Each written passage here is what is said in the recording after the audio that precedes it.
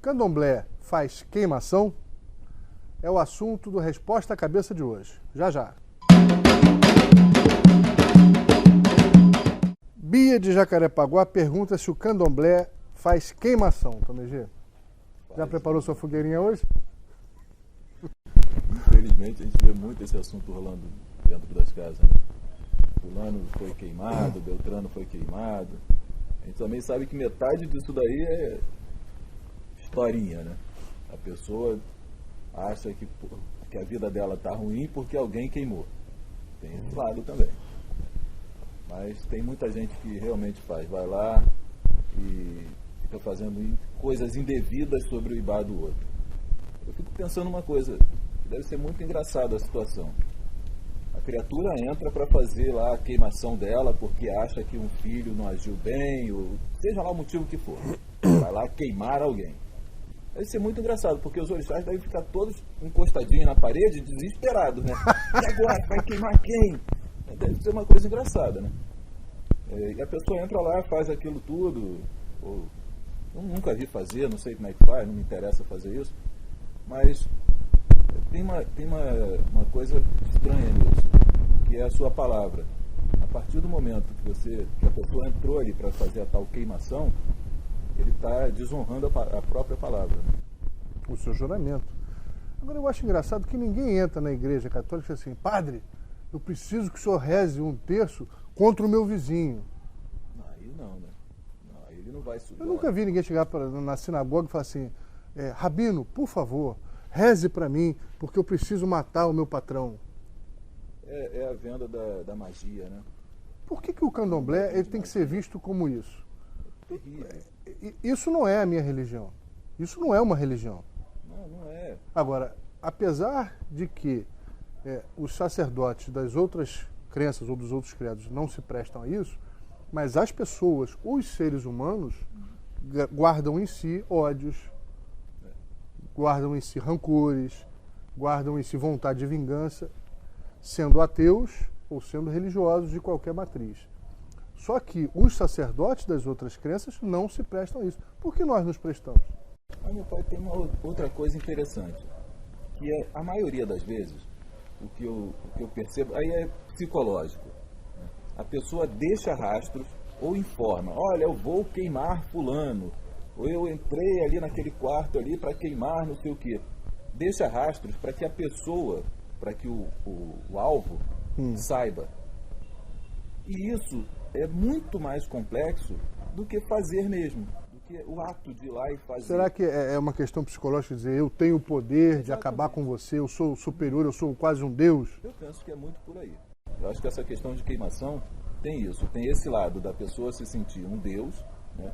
Eu sou poderoso de fazer, e o outro lado que a pessoa, o alvo, se sentir queimado. Tá, e o orixá da pessoa, onde é que fica? Então, foi isso que eu comentei. Tanto do que faz, supostamente faz, quanto aquele que supostamente está sendo esturricado.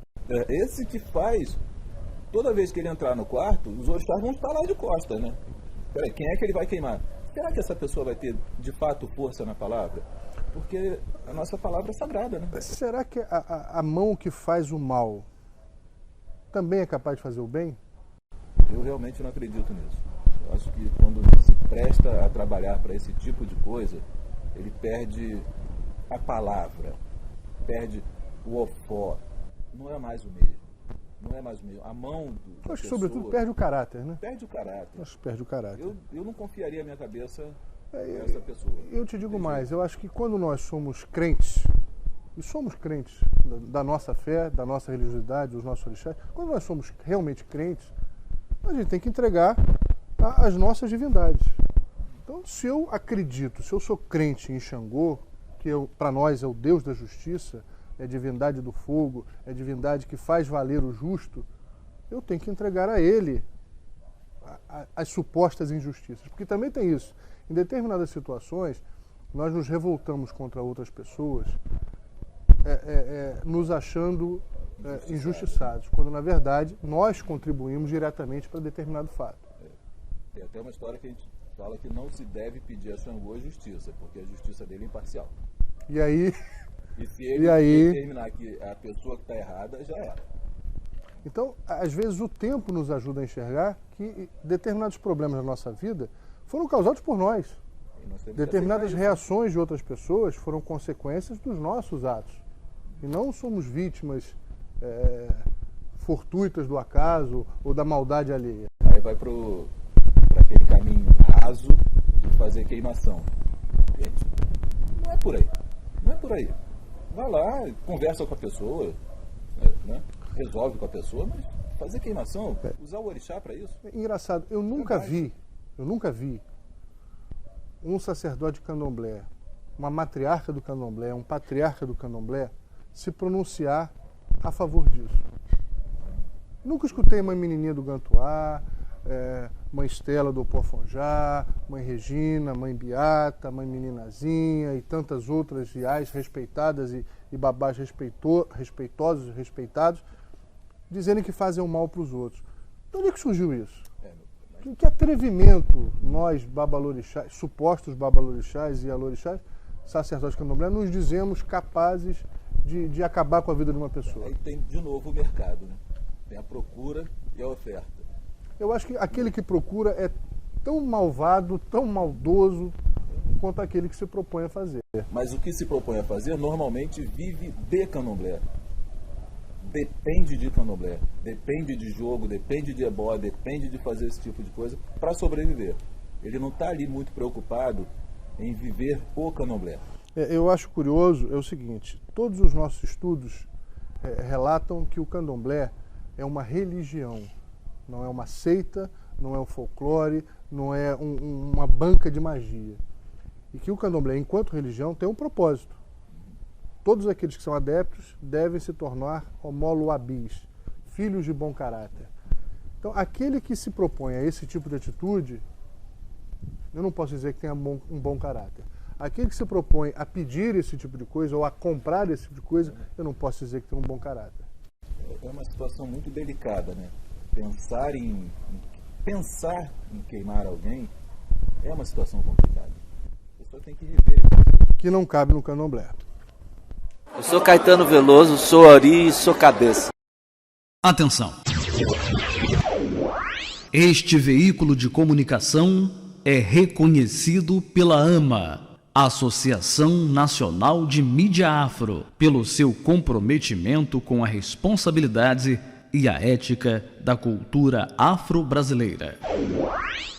A corrupção não me representa. Iemanjá me representa. Eu sou Haroldo Costa, sou Ori, sou cabeça.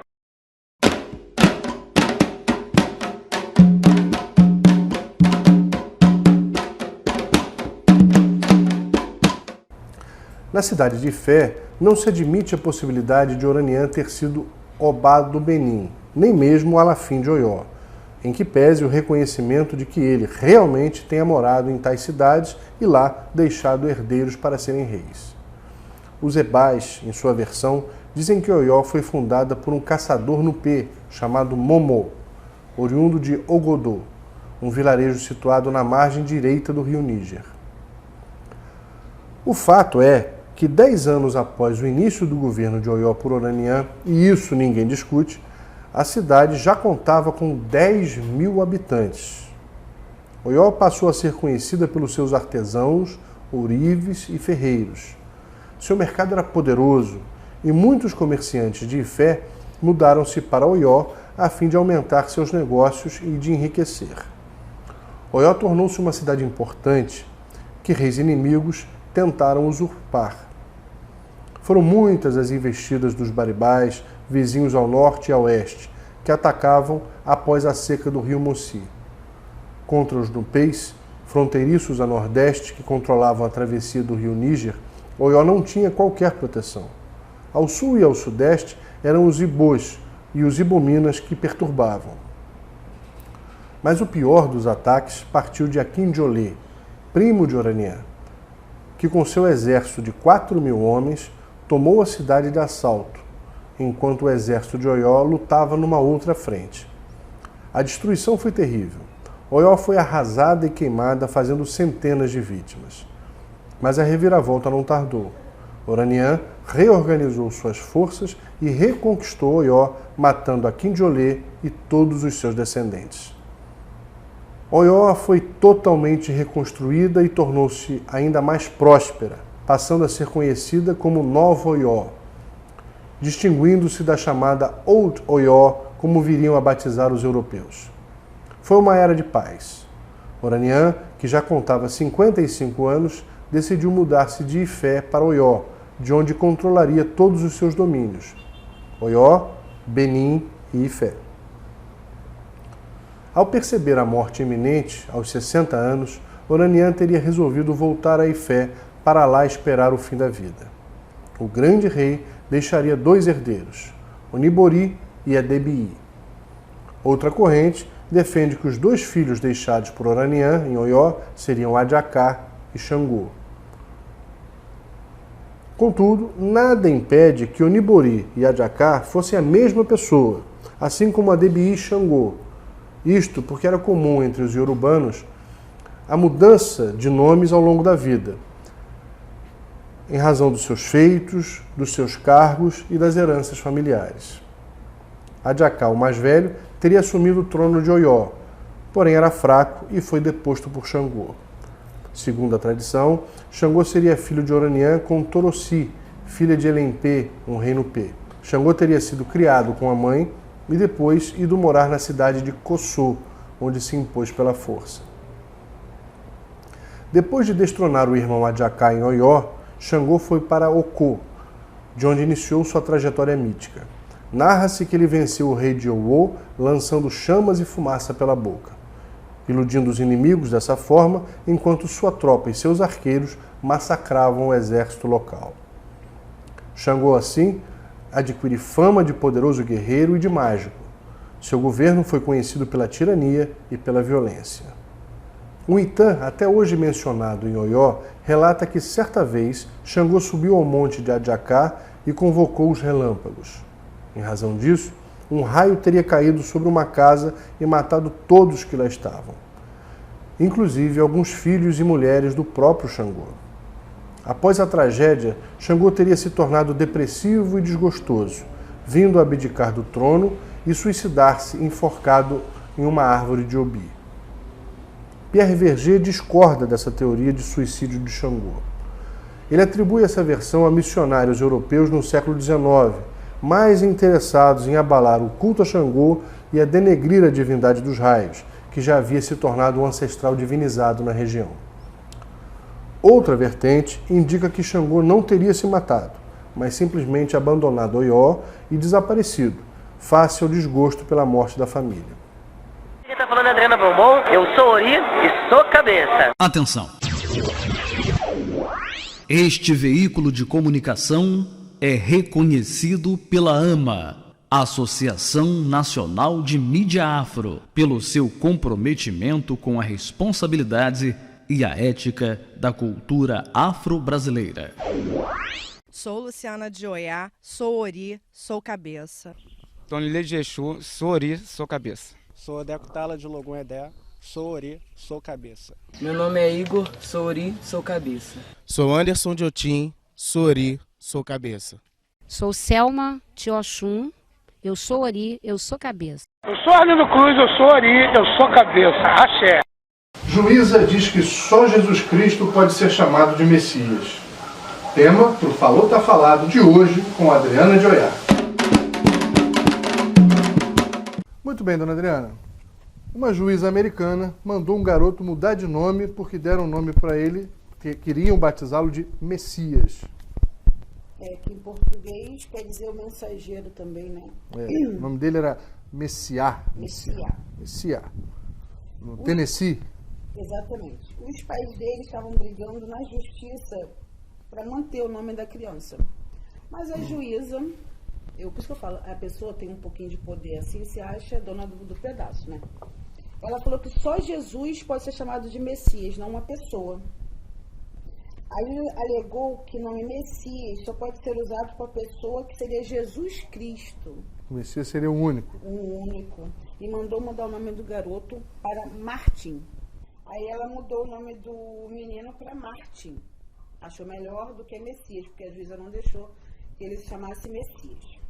Mas que direito dá a ela mudar o nome de uma criança por uma interpretação pessoal de que Jesus se ofenderia Eu acho que ela é fanática. com esse fato? Eu também acho. Fanática religiosa.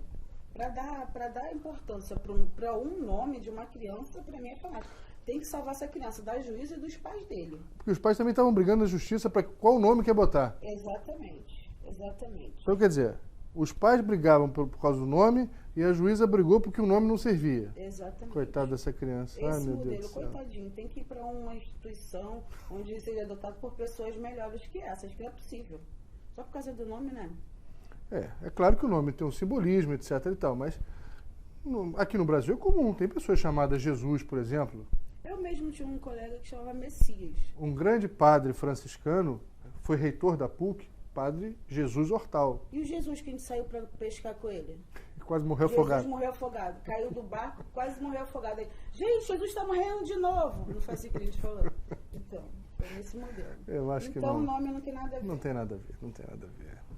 Falou, tá falado? Falei, tá falado. Deu bronca? Rápido e rasteiro. Bronca na juíza? Bronca na juíza. Então, falou, tá falado. Carta de bronca lá pro Tennessee, nos Estados Unidos, para que a juíza reveja os seus conceitos. Isso, exatamente. Eu sou Érico Braz, sou Ori, sou cabeça. Atenção! Este veículo de comunicação é reconhecido pela AMA, Associação Nacional de Mídia Afro, pelo seu comprometimento com a responsabilidade e a ética da cultura afro-brasileira. Foro privilegiado não me representa. Xangô me representa. Marcos Feliciano não me representa. Ogum me representa. A intolerância não me representa. Iemanjá me representa. Marcos Feliciano não me representa. Inhansã me representa. Quem fala aqui é Tony Garrido, Ori, cabeça. Paz e amor aí, gente. O Papo Cabeça de hoje é com Ogan Jassanã, jornalista, psicólogo, pesquisador, Ogã de Candomblé e presidente do Centro Espírita Caridade Eterna, fundado em abril de 1948. Não perca. Ogã Jassanã, política e religião se misturam? Certamente se misturam. A gente não pode imaginar uma coisa sem a outra. Até porque a política é a arte da vida, é a arte de tudo. Desde que a gente nasce ao dia que a gente falece, a política está presente. Hoje a política tomou essa conotação pejorativa, ruim, não é? Mas não é isso. Os nossos adversários, os nossos inimigos é que querem fazer, nos alijar desse processo político. Mas a nossa religião é uma política pura. E por que macumbeiro não vota em macumbeiro? Porque macumbeiro não é um tipo especial de pessoa. Macumbeiro é uma pessoa como todas as outras, que tem as suas necessidades, os seus medos, os seus receios e a sua própria experiência dentro da sociedade, e que a sua consciência política é que vai acabar dando a ele uma preferência eleitoral que não tenha nada a ver com a sua própria religião. Agora, por que os umbandistas conseguem eleger candidatos e nós, do Candomblé, não conseguimos? Eu não sei se os umbandistas conseguem eleger seus candidatos, porque, como você falou na abertura, eu sou presidente de um centro de Umbanda, que foi fundado em 1948 pela minha avó, da sua terceira geração de lá, e os candidatos umbandistas nunca estiveram na minha casa. Né? E nós consideramos que nós praticamos uma Umbanda das mais tradicionais do Rio de Janeiro, herdada da Tenda da Guia, herdada diretamente do Caboclo das Sete Encruzilhadas. E em todo esse tempo, a gente nunca teve a visita de nenhum candidato da Umbanda, como se diz. Eu mesmo nunca votei. Agora, Jassanã, enquanto nós não temos um representante nosso, um sacerdote nosso, alguém de dentro da religião eleito, você tem que posição sobre a possibilidade de fazermos associações com políticos que já estão no poder? É o que a gente tem feito ao longo da vida toda. De uma forma ou de outra, a gente sempre vota nos candidatos que de alguma forma nos representam. todo mundo que está em casa de santo sabe que na época das eleições são muitas as visitas, né, de candidatos que prometem muitas coisas, outros não prometem nada, mas pelo simples fato de ir, acabam conseguindo a simpatia eleitoral, né? Mas a gente faz isso, a gente sempre procura eleger alguém que seja pelo menos simpático, ou que pelo menos vá à nossa casa, ou que pelo menos coma, né? Da comida de axé, comida do axé. Como acarajé, enfim. Né? A gente sempre faz esse tipo de aliança, sim. Mas essa questão, voltando ao tema da eleição, a gente precisa entender que nós somos oriundos de tribos. Nosso pensamento é tribal. Enquanto a gente não conseguir perceber que nós somos cidadãos de um mundo inteiro e não só mais de uma tribo, a gente realmente não vai conseguir fazer essa unidade. Né? Os instintos tribais eles são muito arraigados. Faz parte talvez da nossa cultura. Da cultura, certamente. Cada casa é uma casa. Eu acho isso uma frase muito ruim. Eu acho que todas as casas são uma casa só. Porque eu me identifico, quando eu vou na sua casa, nós temos uma tradição diferente da minha, mas eu identifico que ali tem uma entidade que eu conheço, que usa palha, tem ali uma cantiga que eu posso não saber o candomblé de texto todo, mas tem uma cantiga que eu sei, tem um Xangô com um machado na mão, então há uma identidade. Você, mesmo sendo de outra tradição, você também tem a caçá na sua casa, eu também uso a caçá, tem a malá, eu também tenho a malá, tem a acarajé, a gente pode usar de forma diferente, mas a essência, nós estamos muito mais em comum do que a gente possa imaginar. É só uma questão de abrir o pensamento. O Gassanã, qual seria, ou melhor, qual é hoje a principal pauta de prioridade para o povo de Santos? Bom, na minha concepção, a principal pauta é o registro e a legalização das casas de Santos, sem dúvida nenhuma. Isso, nós precisamos sair desse espaço informal, a gente precisa sair dessa do coisa gueto, escondida, né? E se apresentar efetivamente como cidadão. Numa palestra lá com o povo de Queimado, eu tive a oportunidade de falar sobre isso, que é a questão econômica. Nós, certamente, somos a religião que mais gasta dinheiro dentro da sociedade. A nossa prática religiosa, ela seguramente provoca muitos empregos. Garante muitos diretos e indiretos. Diretos e indiretos. Seja na pessoa que tem a loja no mercado de Madureira, seja no trabalhador da loja de Madureira, seja no sujeito do sítio que tem lá a criação do bicho dele, seja no operário da loja de barro, de vela. É que nós não tivemos ainda essa possibilidade, mas eu acho que uma investigação mínima sobre o faturamento do mercado Madureira com relação à nossa região já daria um quadro muito claro da nossa importância dentro dessa sociedade. Da economia. Da economia e do desenvolvimento da sociedade. Todas as outras religiões, com algumas exceções, elas captam recursos. Elas tiram recursos dos seus adeptos para a manutenção patrimonial. Né? Os recursos que os nossos adeptos nos dão ou que gastam, eles vão diretamente para a mão de alguém e que faz essa economia circular. Né? Então, tem o sujeito que tem a banquinha que vende erva no mercado, mas tem o também que vende erva no meio da rua.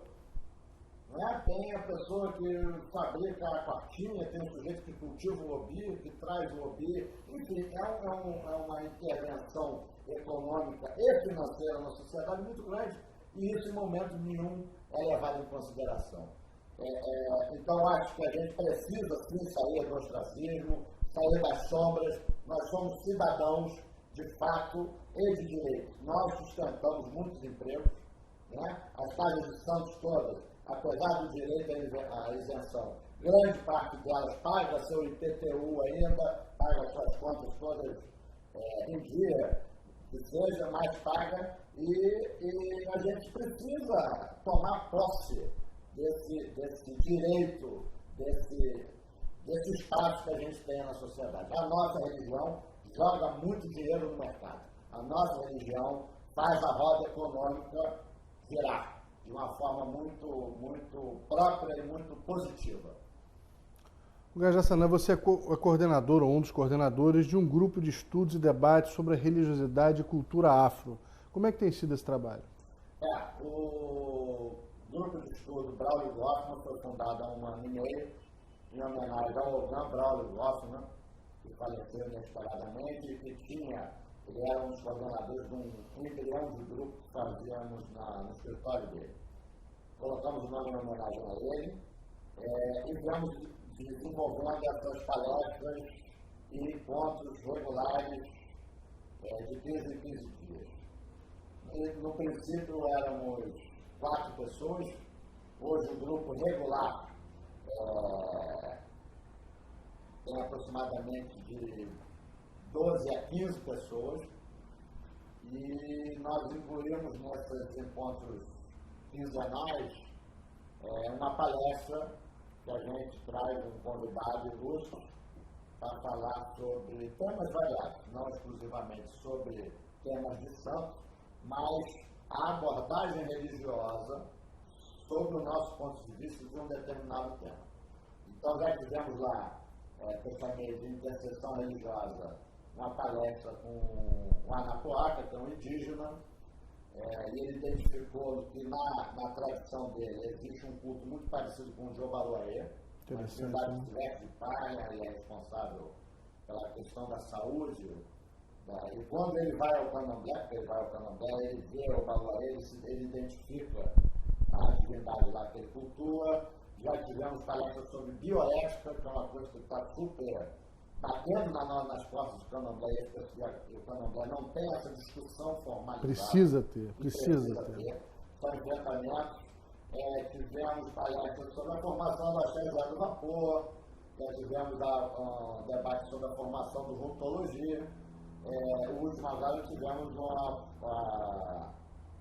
uma palestra sobre a formação do Candomblé de Egungun no Brasil, com a Hebraia, que foi um sucesso, como todas as outras, mas despertou muita curiosidade.